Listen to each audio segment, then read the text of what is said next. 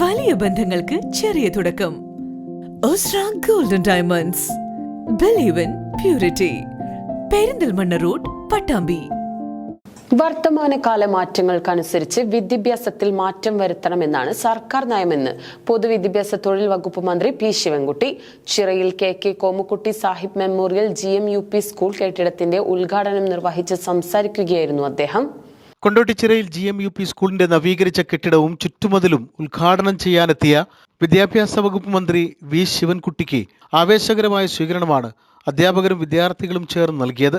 ഇതോടൊപ്പം കൊണ്ടോട്ടി വിദ്യാഭ്യാസ സമുച്ചയം, GMUP സ്കൂൾ, മുതുവല്ലൂർ GHS സ്കൂളുകളുടെ ശിലാസ്ഥാപനം എന്നിവയും മന്ത്രി നിർവഹിച്ചു. 100ാം വാർഷികാഘോഷത്തിലേക്ക് കടന്ന സ്കൂളിന് നവകേരള മിഷൻ വിദ്യാകിരണം പദ്ധതിയിൽ ഉൾപ്പെടുത്തി 3,90,00,000 രൂപ ചെലവഴിച്ചാണ് കെട്ടിടം നിർമ്മിച്ചത്. 7.20 ലക്ഷം SSK ഫണ്ട് ഉപയോഗിച്ച് നിർമ്മിച്ച ചുറ്റുമതിലിന്റെ ഉദ്ഘാടനവും മന്ത്രി നിർവഹിച്ചു. LSS USS സ്കോളർഷിപ്പ് നേടിയ വിദ്യാർത്ഥികൾക്കുള്ള പുരസ്കാരങ്ങളും ചടങ്ങിൽ വിതരണം ചെയ്തു. വർത്തമാനകാല മാറ്റങ്ങൾക്കനുസരിച്ച് വിദ്യാഭ്യാസത്തിൽ മാറ്റം വരുത്തണമെന്നാണ് സർക്കാർ നയമെന്ന് മന്ത്രി വി ശിവൻകുട്ടി പറഞ്ഞു. Chirayil K Komukutty Sahib memorial GMUP school കെട്ടിടത്തിന്റെ ഉദ്ഘാടനം നിർവഹിച്ച് സംസാരിക്കുകയായിരുന്നു അദ്ദേഹം. നമ്മുടെ പൊതുവിദ്യാഭ്യാസം എന്ന് പറഞ്ഞാൽ 47 ലക്ഷം വിദ്യാർത്ഥികൾ പഠിക്കുന്നതാണ് പൊതുവിദ്യാഭ്യാസം. നമ്മുടെ എല്ലാ വീടുകളിൽ നിന്ന് വരുന്ന സാധാരണക്കാരൻ്റെ കുട്ടികളാണ് പഠിക്കുന്നത്. സമ്പത്തുള്ളവൻ്റെ കുട്ടികൾ വേറെ സ്കൂളിൽ ചെന്ന് പഠിക്കും.